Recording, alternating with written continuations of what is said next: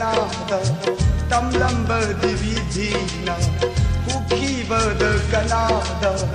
येंजबद तारेदो कुंदो परे कुंदो परे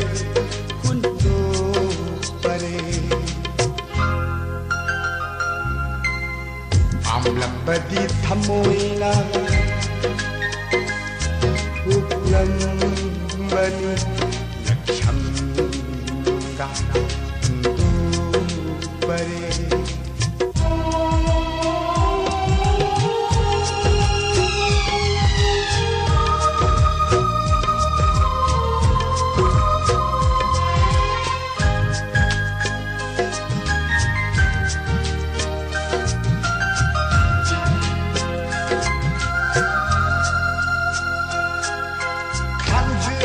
वारो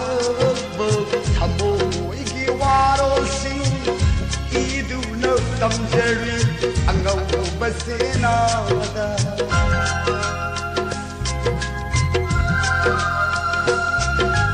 खांजु वारो थमो इगी वारो सिंग इदु न तमजरी अंगौ बसेनादा कामनबा ओ खोटनबा निंशिंग लकी नंग आई मरी ओ कामनबा ओ खोटनबा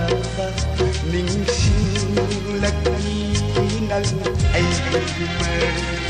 Langde long na sakibo ay natikap lagalay hobo Langde long na sakibo ay natikap lagalay hobo Nilingam dana tamlamba dividina Ukiba da ganada tamlamba dividina Ukiba da ganada Yengjabado taredo kundo pare kundo pare kundo pare Amlambadi thamoina